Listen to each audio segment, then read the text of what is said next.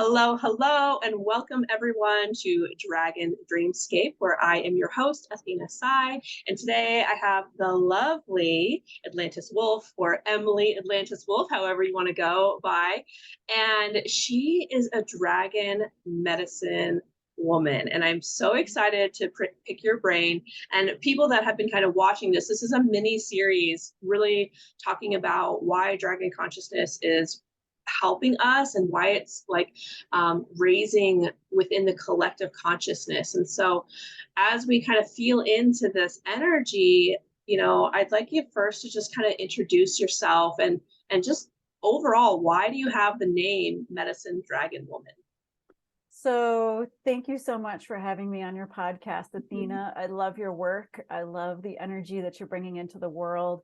I love how it's evolving and how you're not afraid to be vulnerable, but also to change, that you're not one of those people that just says, I'm living in this box and this is the hill that I'm on. And I love that you're always challenging yourself and moving through everything that comes through. I think it's a beautiful way to lead us into this sort of evolving consciousness. And being a spiritual leader, it's nice to look towards you to say, yes, I feel like everything's going to be okay because you're here and you're doing the work. Well, thank you so much. Thank you. So my name is Emily Atlantis Wolf. I like to say you can call me Emily or you can call me Atlantis. Just don't call me late for dinner. But my birth name is Emily. My mom named me after Emily Dickinson. So it's no surprise that I'm a writer. I just finished my 8th collaborative book project I've been in, which is coming out for the solstice next June. If you're getting this afterwards, it's Bites of Light, Evolving Leadership for the Spiritual Entrepreneur. I contributed chapter 4, which is Medicine Walk, The Path of Direct Revelation. I've been in 7 Amazon #1 best-selling books. This looks to be right in line with that. I'm working on my 9th book project in September. I'm going to Egypt to do a love initiation book, 10 days on the Nile in the boats going down to all the temples. So more and more to come. That sounds so amazing, because when you first started talking about that, I have such a strong pull to Egypt, but I've never been. Only in my visions in this lifetime. And so I cannot wait to see how that unfolds for you guys, for the whole crew. Yeah. And my strongest healing lifetime, I have a temple in Egypt. So when I open up space for my clients, I see the Egyptian temple where I would heal people. So that's just sort of my friend who also is intuitive, as she likes to say, it's just your favorite place in all the lifetimes that you took to heal people. So I got a download about where it is. It does exist physically, and it's close to Hathor's temple. And so I'm hoping that there's enough time and there's, it is what it is. It's divine timing, but I'm hoping to actually touch it and feel it. But they gave me the message about what to look for, like what hieroglyphics to look for and everything. So here's hoping. I'll report back. Oh my gosh, that's amazing. I felt that. Oh yeah.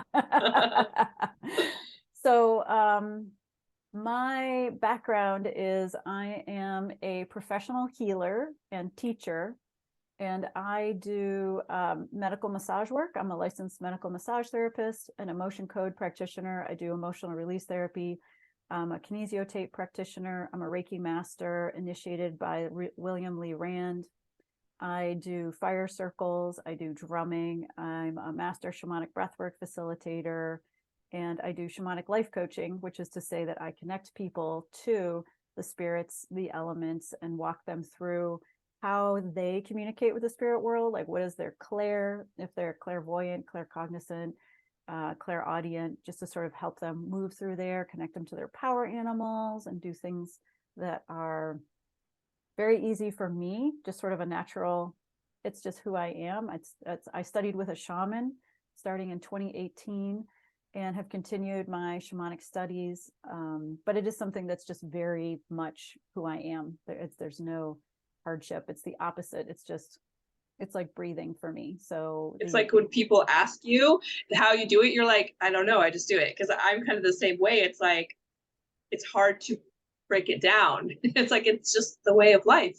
Yeah, I guess it would be like parting the curtains. If you come to me, it's like we're on a stage and I'm parting the curtains of everyday reality so that the messages, the spirit, the divine mother, I channel Mother Mary, can just come through me with no, I wouldn't say no filter, because I do ask whenever I get messages and I see things, I always ask, do you want me to tell the person on the table?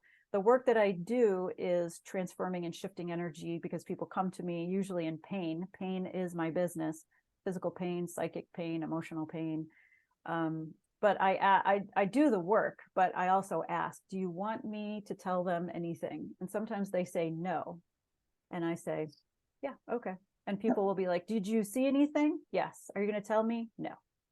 And it's because I obey what spirit is asking me to do more than what people have a tendency, they want to know, but it's really their mind that wants to know. They want to sort of either be re-traumatized on the details of their trauma. If they don't remember why, they just have this sort of sense of being hurt. They want to know the details. And it's not how angels and dragons work. Yeah. They really want you to move through the pain. They don't want you to be re-traumatized. And the way that I explain that to clients is I say, if you were shot by a poison arrow, you can either focus on who shot me, why did they shoot me, what are they thinking, how can I exact my revenge upon them, or you can actually focus on removing the poisoned arrow. And that's really what we're supposed to do. We might be collateral damage. We might be between two warring beings. We might be, just accidentally harmed. We could be harmed to balance karma. It doesn't matter why. It literally does not matter why. It's about, how am I going to move through this? What am I going to heal about my history, my trauma, my ancestral trauma, collective trauma, and sort of move into that space of healing, shifting, and moving instead of why. I always tell people, don't ask why.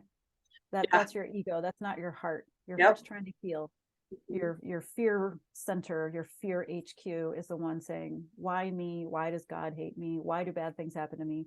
And all of that. That's all nonsense. Just put that over to the side.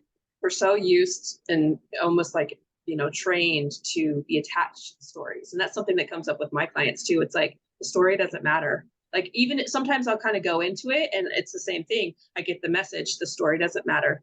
So I'm like, okay.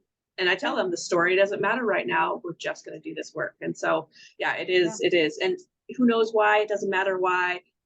Just trust it and move on. So, yeah. And if you want to know, if you're trying to get to the point of what am I learning from this, you go back to the story to understand it as if you were reading a book.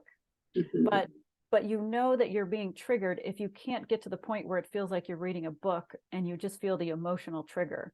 So if somebody says something and that triggers you, you can think of it as the emotion that you need to get to the story. So I focus a lot on dissolving or releasing the emotion so that you can get to the story, so that you can just in a neutral place read it as if it was happening to someone else and it wasn't, why me? It's not so personal. And that's the attachment. And I love that you brought that up too, because that's something that the dragons and Mother Mary, I'm very connected to Mother Mary as well, and the dragons and have been really bringing up for me and for, it feels like, the collective, is this energy of letting go and coming into that space of neutrality. Like, as you're reading the book, you're not attached to the book. It's just like a cloud. Like we talk about in yoga class, it's the cloud that's floating by. You're not actually attached to it. You're just witnessing it and you're letting it do its thing. And it's kind of the same energies. And so I feel like the dragon energies for me have been showing me how to be in that neutral space. So as the triggers come or as the emotions come, that I can view it better and I can stay, as that loving witness to myself and to the experience, and just 0 point it all out, right? Bring it back to neutral. And so, so and let's talk a little bit. Remember that the angels and the dragons were formed before duality. So they do not have a split between their ego and their heart. So the reason why they can be neutral is because they are whole. They have a wholeness we have duality because we are the beings who were created so that the universe could observe itself.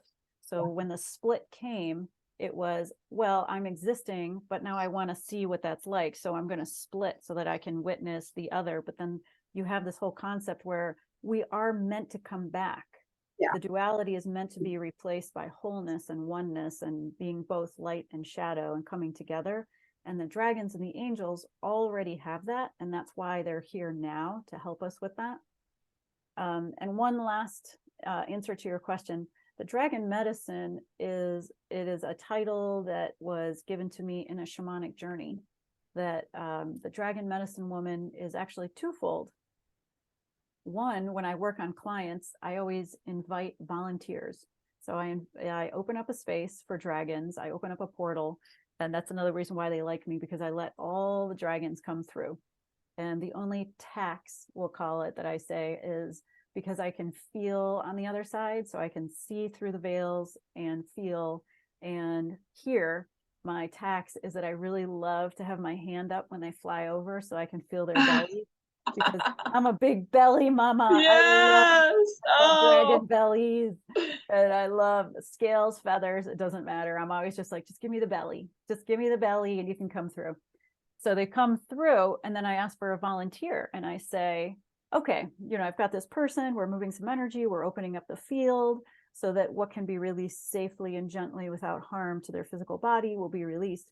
And the easiest way to do that is to bring the dragons in, because they feed off what we call negative energy or dark energy, and they eat it.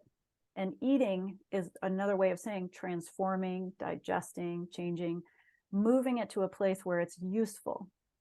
So it's not useful to us. It doesn't serve our purpose anymore. It served our purpose to move us through a healing journey, but now it's over and it's time to move through another journey. And so they're there to consume, to take, and it really, in my experience, it's like a buffet. So it's like offering them a silver platter with bonbons and delicious cakes, and I'm a good dragon mama. I make sure that there's enough for everybody. It's not just one. It's like one for you, one for you, one for you. And it comes out, my experience is that it comes out as clouds or vapors or little tiny balls, and sometimes it's like little Dorito corn chips or something, and sometimes it's crunchy, sometimes it comes out as a lot of times it comes out, the energy stored in people that's waiting to be released is actually, if you can imagine an insect, but an insect from the dinosaur age, something big and strangely large, lots of antenna and piece segments and things like that, which I'm always like, wow. Yeah. And they, whenever it is something that is kind of alarming, I notice that they act quickly. They really go in and just bite it, go into it. And the medicine part is that I have a natural gift. If it's stuck or something, I'm like, I'm going to pull it down like an umbrella. I'm going to close this up. I'm going to turn this into a hook. I'm going to use alchemy. I'm going to use all of my gifts to just move it so it can safely, again, be removed from the client. And they often find the clients will either swallow, like something has been cleared out, or they'll cough, or just once, or they'll clear their throat, or they take a deep breath because they feel like now there's all this extra space inside their body. But on the other side, on the spiritual side, I have a natural gift for healing dragons, which I didn't know, but they would start to show up. So I would just be working, doing my thing with my clients, and I would get like this wheelbarrow, because it's from different timelines. They know that I'm here now. So I would get these wooden carts with wooden wheels and sick dragons being brought in. And I was like, what do you want me to do with this? And they're like, well, you're the dragon medicine woman. Like, you're it. You are the person that we're supposed to take them to. So I sort of said, okay, I have a place where I met my first dragon, this big black dragon. There's a safe place that exists in a different dimension on a different planet. And it's very calm and peaceful. There's a cave, there's water, there's a lake, there's fairies. And what happens a lot of times is I'll take the very sick ones there, and then I ask the fairies and the gnomes to come, and they'll grow flowers over them. They will work hard to work on the wounds, and they'll grow them new scales, and they'll just be with them, but they usually cover them with moss or clover or white flowers or things like that. And then I'll just come back. You know, when I go to sleep at night, I'll check back in on them, see if they need anything. Sometimes they stay there for a long time or a little time. One experience that stands out is when I was falling asleep, there was a big dragon mother who was trapped in what we would look at as like Dante's version of hell. And it was dark and hot and everything. And I'm like, oh my goodness, this is terrible. Like, what's happening? And they had gotten all her babies, and they were taking out all of the vitality, and they were all in balls. It was an incredible thing to see as you're falling asleep. But before my head had just hit the pillow, and I saw this, and I transformed into my angel form, which is just like what you would imagine. Like, it's a man, little angel, white tunic, big sword on the back, no shield needed. So I just like pulled out this big sword from my back and just went right in and started slashing away at all the demons to get off of her, taking everything. And they had her chained, and they had shackles around her. Oh, wow. And there was one riding around saying, "You're never going to get out of that." And I looked like, oh yeah. And I just shot out of the top of the sword this pink laser light, and it went into the lock, and it formed like a foam, and it formed to the lock, turned it. And I said, and they're like, well, it's gonna change no matter what you do. And I said, oh, fine. So I just put more in there, and I just exploded the lock. Oh my gosh. No problem. And then I was basically like, I'm gonna need some help here.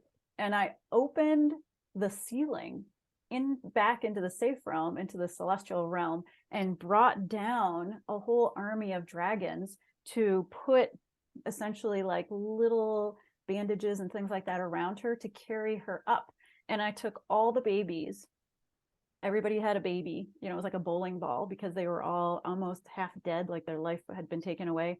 Took them back to that temple in Egypt that I was telling you about, where this is like my favorite temple.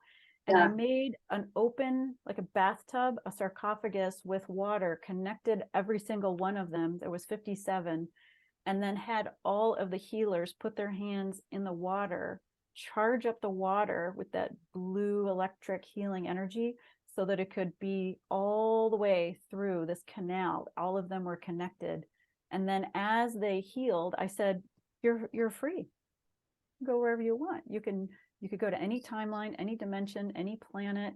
You can stay here. You can go whatever calls you, until they were gone. And there was only one left that was super traumatized, who was just couldn't really be recovered. And I ended up getting in the tub with them and just holding them for a long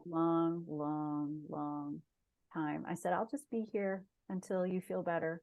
And they went from being like this gray, blue, like gray, kind of brown color all over. And then eventually they turned back into their natural blue-green. But they hang around. They don't want to go anywhere else. So they're still in the temple, and just sort of, it's kind of like, you know, like how libraries or bookstores have a house cat.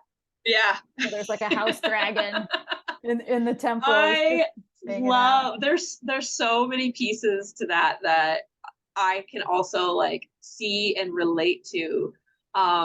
So I just love that story, though, how powerful. And it goes to show that, you know, when we can tune in, we will be asked to do other things, you know, like you weren't looking to be a dragon warrior, you know.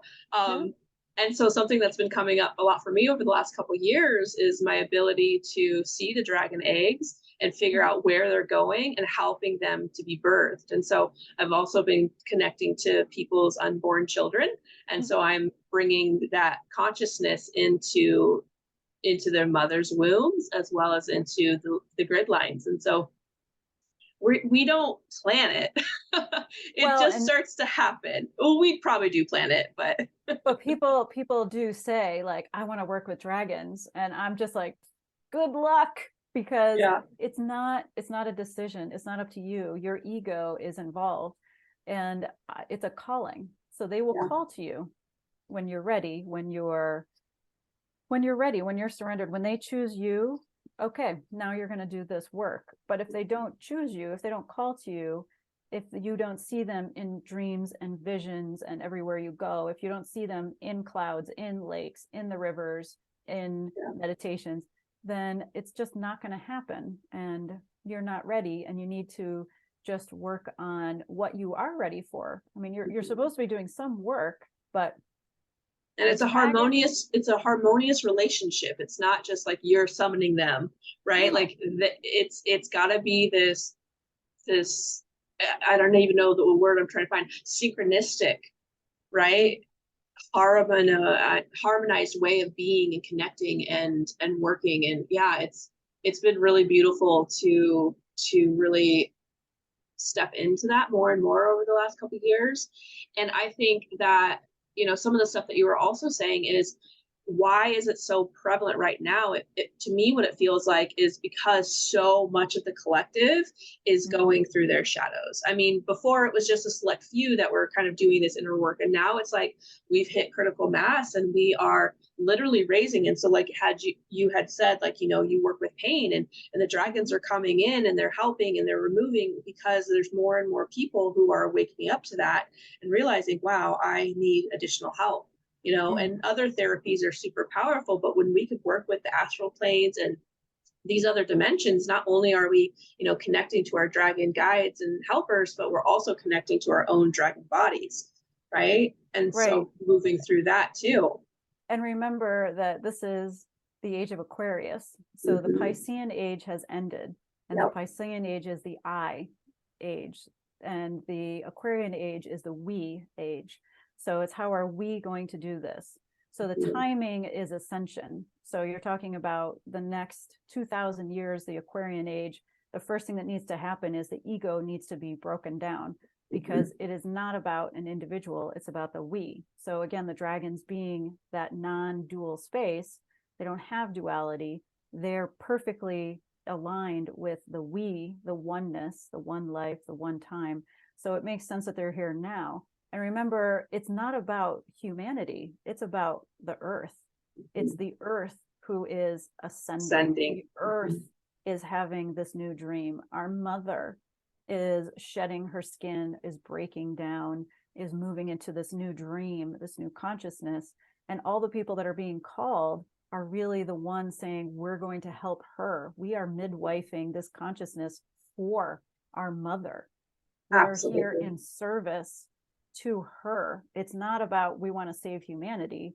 It's about now is the time when we can come together as a collective. You've never heard the concept of healing ancestral trauma 20 years ago, but now, because we are at this junction, at this Aquarian age and moving in, there has been a decision to open up the awareness so that we can heal ourselves, we can heal our families, we can heal our ancestors. And we need to move all of that out of the collective, because we're creating a new earth. We're creating a community. We're creating one global family. And it's just like waking up. We're just waking up. We were always connected. We were always one. We're always just one part of the web of life. And we're remembering that. And as we remember, we bring forward all of the lines. We bring forward us, our family, our people, our lines. Everything is being healed right now. How powerful and beautiful. It can be uncomfortable at times, but it's also like so amazing to witness it and feel it and see it happening. I love that. So, I mean, you kind of already, with the questions that I have here, you kind of already answered a couple of them, but I mean, ultimately, you're working with the dragons and you're working with this consciousness to help to raise, that Gaian consciousness overall. But do you feel that there's any misconceptions of dragons or dragon energy that you'd like to clear up, or something that's been coming up for you at all? I think probably, I mean, at the lowest level, the concept that dragons are scary, or that they're this Gregorian myth about, the dragons are here to eat people or something like that. That was an old story that was told to demonize them so that they would be hunted, persecuted, killed, and moved off the planet into different dimensions, into lakes and rivers and things to change and shift their vibration. None of that is true. Nothing could be further from the truth. They are the oldest and wisest beings in creation. The angels and dragons existed first. They were the first beings. I think that's a misconception some people have at the lowest level. I think the idea of having like good or bad dragons is also a misconception, because they don't have duality. They don't have good and bad. They act in a way that is in alignment with divinity. They are divine beings. We need to align with the divine will, but they are the divine will. They already live in that space. They are already carrying that forward. So the concept of maybe evil dragons or bad dragons and good dragons is absolutely hogwash. It doesn't exist. It's not true. Going back, I think the idea that, I want to work with dragons, again, cute and impossible. If you're called, you're called. And if you're called, you will continually be called. And, the thing too is there is no one way to work with dragon energy. I mean, I use it for my clients.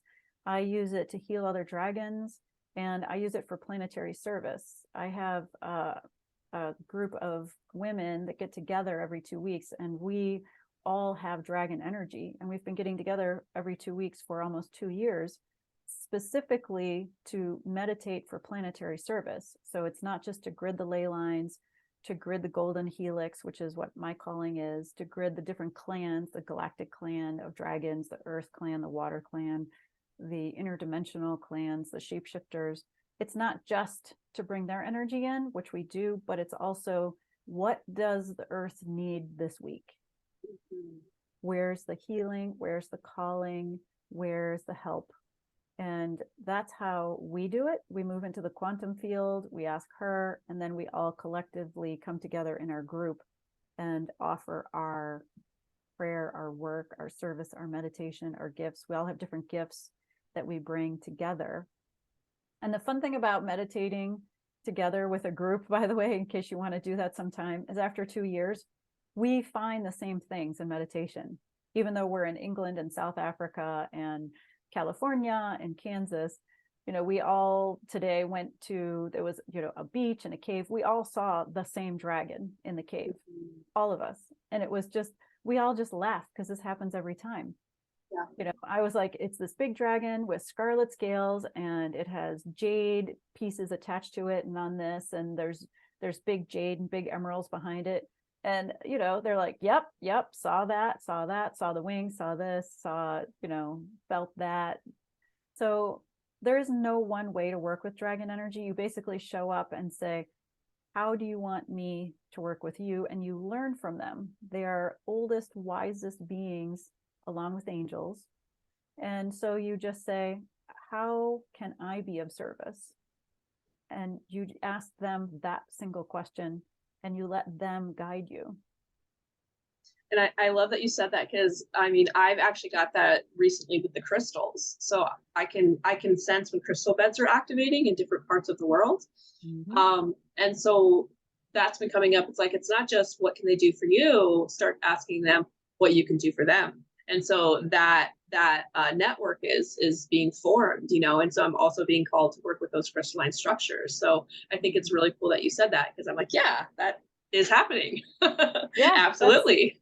Oh, maybe. Yeah. And maybe the last misconception is just that dragons are real. They're absolutely real. The energy is real. The kind of dragons are real.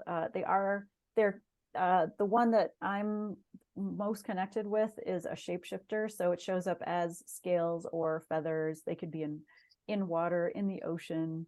They could be flying. They could be more like serpent. They can be many different forms, but all of them are benevolent, and all of them are here and calling to you for a reason. Yeah. And I think something that some people we can project our fears on them, right? So, oh, this is a big and scary dragon, but it's probably showing you your own fear or some kind of wounding or trauma that you need to heal if you're bringing up fear. So it's like, what stories are you still attaching to? You know, where are you projecting that into something else? Because I've had that happen where I was like this big scary thing, and when I actually paused and got into that neutral space, it was like, okay, show me the truth. And it was like my own inner child wounding that was projecting as this dark scaled dragon. And so we also have to be that loving witness to ourselves and have compassion for where we're at, but also ask those deeper questions like, is this my own stuff? Yeah, and I laugh because I grew up in a difficult childhood, and so to be honest, I'm just speculating, but I think one of the reasons why dragons decided to work with me, which I've been working with dragon energy since 2008. So it's relatively, that's a pretty long time. Most people it's been a year or two because they're really showing up right now. Yeah. But I believe that one reason why they picked me or started to work with me early is because I've never been afraid of anything on the spiritual side. I've never been afraid in my dreams. I've seen some pretty crazy stuff. I was once dropped off. My dad and my brother just dropped me off randomly in a car, and there was a building, and I was just walking up towards the building on the sidewalk, and the entire building exploded. And like a bomb had gone off and exploded the entire building, which was like 10 stories high. And in the dream, I was just watching all the pieces be exploding by me. And I was like, oh, well, look at that. That's something else. And I have always felt safer, to be honest. All the things that have ever scared me or hurt me have always been on the physical side. And so I'm very comfortable on the spirit side. And I have never, ever, for all the crazy stuff I've seen, my first reaction has always been, frankly, very childlike and just sort of like, wow, that's awesome. Can I touch your scales? Can I touch your tail? Your belly? Let me touch your belly. Can I touch your belly? Please, I really like your belly. And the chin, I'm always like, can I just like scratch your chin? Sure. So, you know what? I guess it's the nature of fear, to your point. It's sort of the nature of fear. And I've seen aliens, I see extraterrestrials, I see people like clients, I'll say, I don't feel like Earth was your first incarnation. And I always say, it's okay to show me your true form. And so I'll see like their first original form on their alien planet, place, or whatever. Yeah. And I'm like, yeah, that's better. Now they're more relaxed and I can work on them. But even that, like, I've never been afraid of it. Yeah. And I think it is a wonderful initiation into fear. That's probably the first thing, because it's at the end of the day, it's about personal power. How do you embody your personal power? And if you are thinking, it just is what it is, there's nothing to be afraid of because I'm just bringing my own experience into the room, so to speak. So if you know yourself, you'll never be afraid of anything. You'll look at it as, I can handle it, or you'll look at it like, whoa, that's really cool. Whoa. and I'm coming more into that whoa, right? Yeah, it comes with age. Yeah. So I love that you said that. Okay, so this is a big one because I know you've had a ton of experiences with dragons, and maybe you already spoke of it when you were talking of the mother dragon and then taking them back into the water, but what is your most profound experience working with the dragons? I mean, I suppose it depends on how you define profound. So is there another, I've got quite a epic, life transformational, changing, healing. I'll go with epic. Okay. So I feel like I need to be writing all this down. It's like a amazing story. Like, you need to write all dragon books. Yeah, I mean, that would be a fun thing to do too. Yeah. So I would say, so I see dragons, like I'll see their eye first, and then I see their scales, fins, feathers, whatever, and then I see their face and their neck and their body, but I always see their eye first. So I see on the other side, and that is again, just a honed skill gift, however you want to say that. It's not like I can do this and you can't. That's not true. Yeah. It's just that that's what's easy for me. Mm-hmm. So I see them all. I see the whole field of dragons. I have a way that I open it up and I can look around and see all the dragons that are here in the podcast, you know, on your side, on my side, and in the room. And, you know, they're all basically like, oh, this is really fun. And there was one dragon that actually was birthed through me. And that experience happened ironically in this room. When I had the desk at the other side. So my kids were little. My mom, my whole life is before and after my mom died. My mom died in May of 2009. So it was about a year after she died, and my dad was going to help me take my kids on vacation. We hadn't been on vacation in 6 years. I was starting my medical massage practice, which I've had for 13 years. So maybe this was 10 years ago. Yeah. And so he was going to help me by giving me the money for plane tickets. He bought plane tickets for us to go on a trip and stay at a house where he was staying with his wife. And they were going to be going. Because again, I hadn't had a vacation. So I was grieving my mother. I was, you know, wrecked from starting my own business and losing my job as contractor, going to medical massage school, doing a accelerated program in 9 months, just sort of like ground down to nibs. So I was like, oh, great. But as the trip got closer, he started saying things like, well, I'm going to be there. Him and his wife are going to be there the day before, or the day that we get there. And then they were going to be there the day before we leave. And then they were going to be there for 2 days. And then they were going to leave, and then they were going to come back 2 days. And it was one of those things where this gift of a week was being whittled down. And you're talking about a person who, you know, my mother, we would always say we were one soul in two bodies. Like, this was a devastating loss. This was contemplating suicide, if not for having two little kids going, Mom, make us breakfast. Can we watch a movie with you? But for two kids, I'm like, I'm out. I'm going to go wherever she is. I don't know where she is, but this sucks. I'm out of here. So in this conversation in this room, it was literally the week before. And now I'm hearing, you know, that this week is down to essentially, he's saying, a day and a half.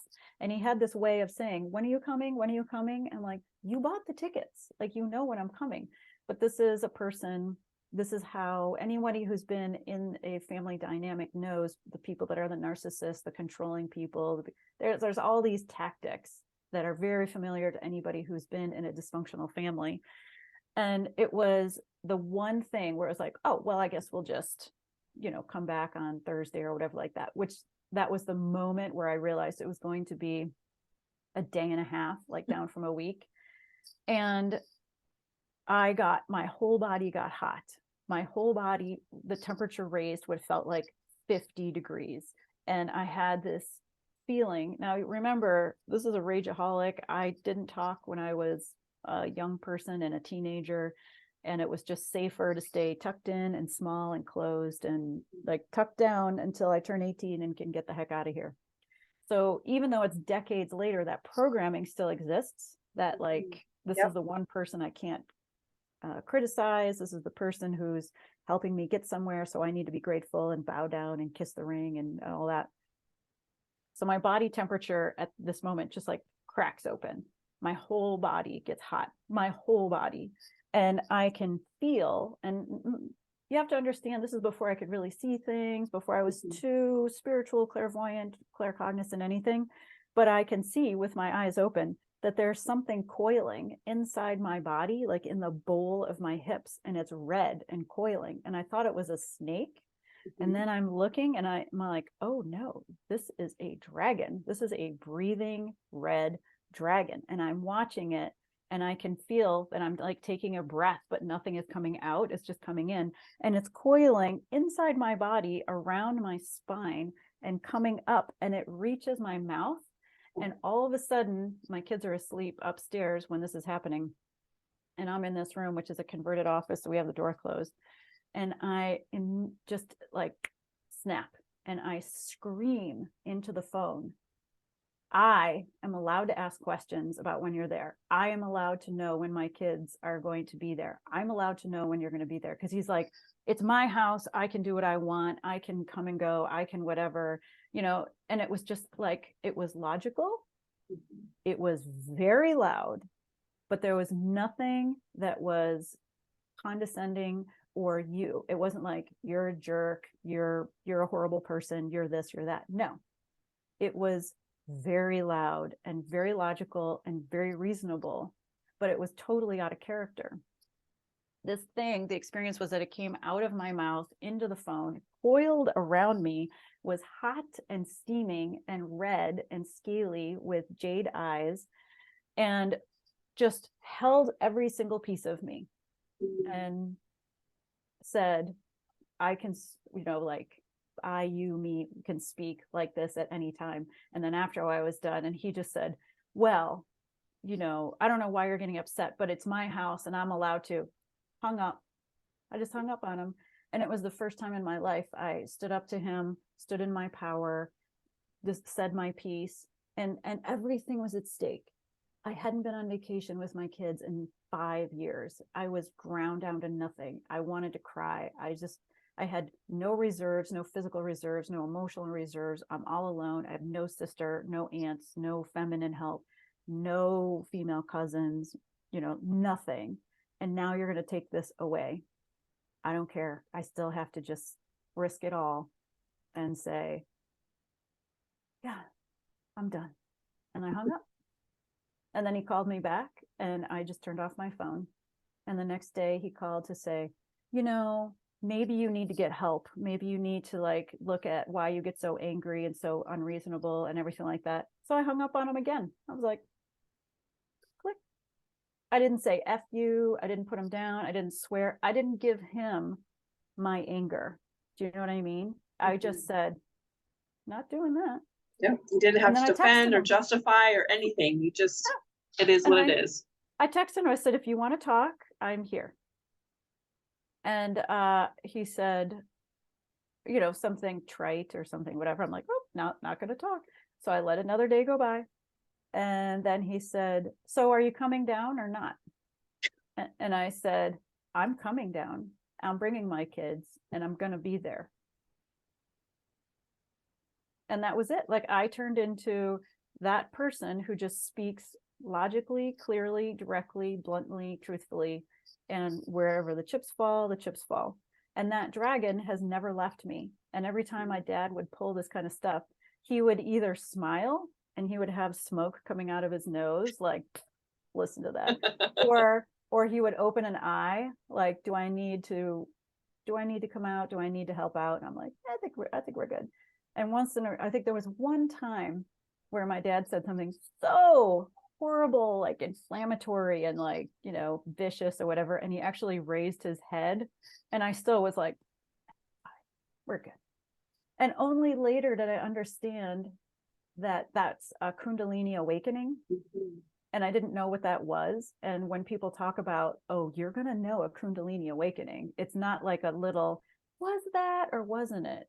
You know, it's like super spiritual orgasm of power that's just taking over your entire cellular being and coming out of you. I'm like, nope, didn't miss that. Not at all. So I would say because it came through me, because it was such an interesting situation, because it was so out of character for me, because it really raised my personal power to a level of being, I don't need to defend myself. Like my truth is my defense, and I could walk away from anything now.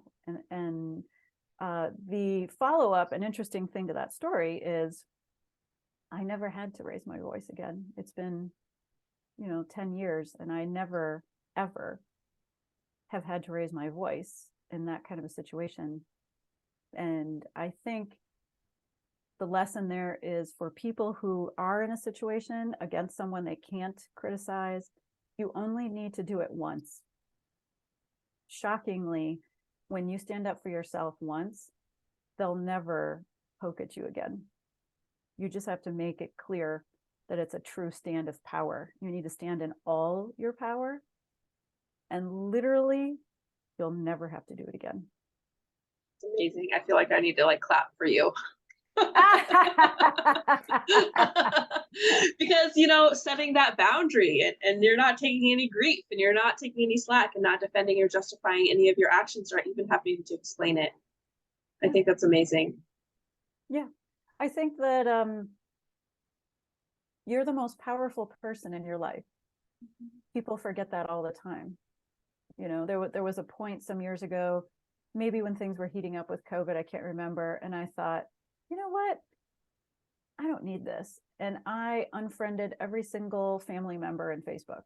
I was just like, no, like, this is not my vibe. This is all petty. This is absolutely not what I want to bring into my energetic field, what I want to endorse. And when people said, what was that all about? I just told them, I'm focusing more on my business. I'm not really putting anything personal up there, because I wasn't doing it to hurt them. I was doing it to set a boundary. So it's not a lie. I mean, I did focus more on the business than on the personal side. And I did move more to just keeping my personal things personal and not really on social media, because that was just a choice that I made.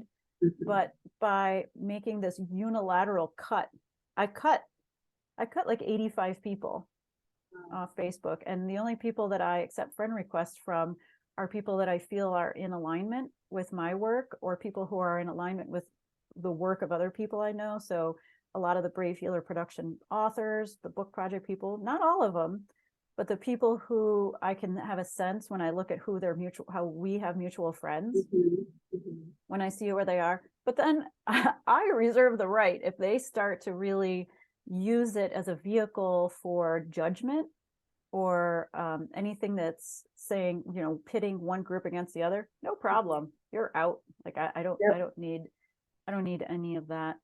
And I have found that by controlling what energy comes into my field, I'm not tired anymore.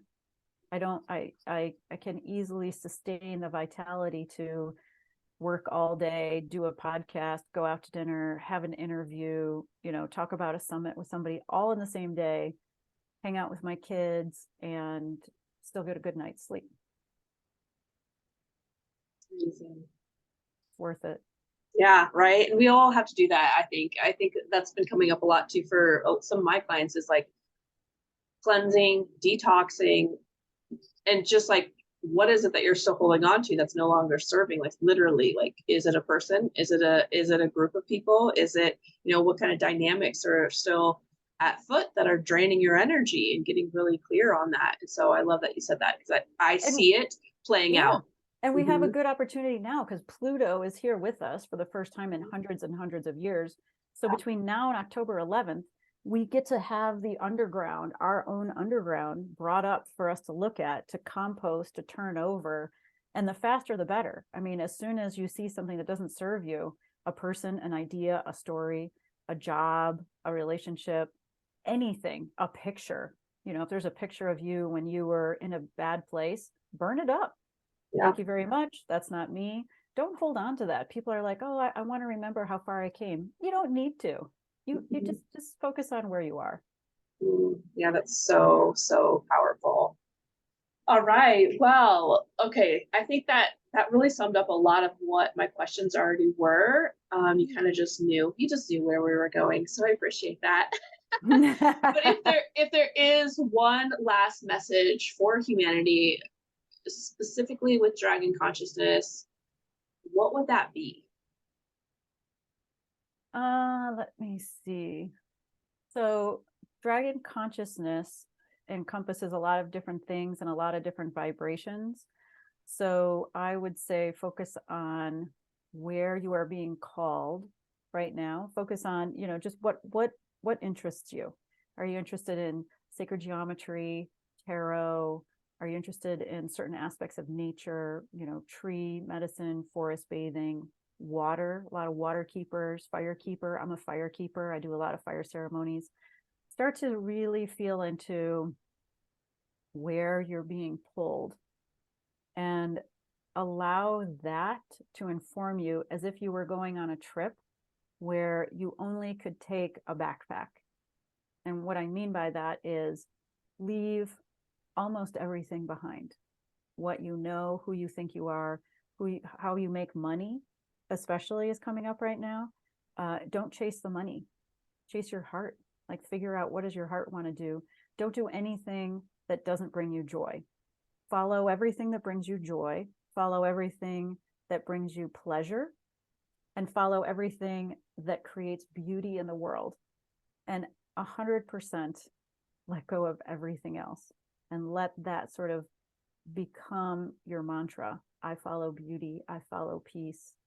I follow the vibration of my heart, and allow that to sort of put like a wedge between you and everything else that you're letting go. You don't need to explain yourself. You don't need to give a reason, like, oh, how come you don't want to be friends anymore? How come you don't want to, how come you don't want to drink anymore? How come you don't want to party anymore? Because I don't feel like it serves me. I feel like I'm done. Just stick with how you feel. I feel like I'm good now. I feel like I don't need it. I feel like I've got other interests and things like that. The dragon consciousness is all about ascension. So shed everything that you know about yourself and ascend into a place where you get to create everything all over again. You can literally wake up today and birth yourself, and just ask yourself, what do I like to do? What do I like to wear? Who do I like to talk to? Do I like to talk or not talk? Do I like to meditate? Imagine that you birthed yourself yesterday, and today is a whole new day where you get to choose every single aspect of your life. Yes. Yes, yes, yes, yes. I feel all of that. And those are the messages that I've been receiving too, is it's all about creating from a space of love and pure joy, and following what really lights you up. Yeah. So that's so powerful. And I think people forget the simple way is so powerful. And it's really choosing that vibration of love. It is. Yeah. Just hold everything that comes to you for one day and just ask yourself, does this bring me joy? Do I love this? Do I love this person, this job, this object, this practice? And if the answer is no, oh, easy, just recycle. Back it goes. Yeah. So beautiful. Well, let's talk a little bit about how people can work with you, or how people can find you. I know you mentioned you have that group every couple of weeks, every Thursday, I think you said, or every 2 Thursdays.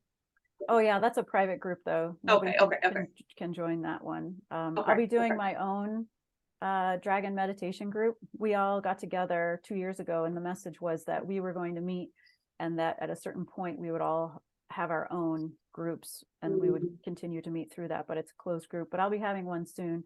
The easiest thing to do is to go to atlaniswolf.com.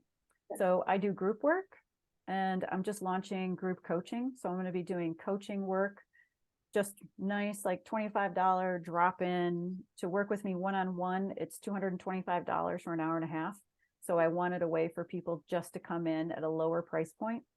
So I'll be launching group coaching. It's going to be at noon and 7 p.m. Eastern Standard Time. And that'll be on Thursdays, every other Thursday, or maybe every third Thursday. I also do in-person work. So I have a women's circle one day of the month. I do shamanic breath work and cacao and ecstatic dance. If you want me to bring that to you, I can do that. I also do one-on-ones with that and in person. Obviously, I do medical massage, but it's really moving more towards the group work. I do emotion code online, and the easiest thing to do is you go online, go to atlaniswolf.com, set up a session. If you don't know where to start, I'm pretty much just retooling everything so that there's just a new client online or a new client in person. And it's an hour and a half where I bring everything. So I'll bring all the tools, my whole medicine bag. If we're in person, we can do medical massage, trigger point, coaching, and everything. If we're online, we can do emotional release therapy and coaching and some tools around whatever goal that you're trying to meet, or breath work. We can also do breath work online. But basically, that's the good place to start. I mean, I have a YouTube channel, Dragon Medicine Woman, Instagram, Dragon Medicine Woman. I'm Dragon Medicine Woman at Gmail if you just want to email me. And I'll make sure to put all those links and stuff in the descriptions below as well, so people can find easy access to you. Thank you. Yes. Yeah, I'm super easy to get a hold of. Like, yeah. The only thing I do Instagram. I dabble in Facebook, and then otherwise just schedule a session with me. I don't do LinkedIn or anything else. I just can't keep up with it. So yeah, I'm the same way. I got to keep to just a few platforms.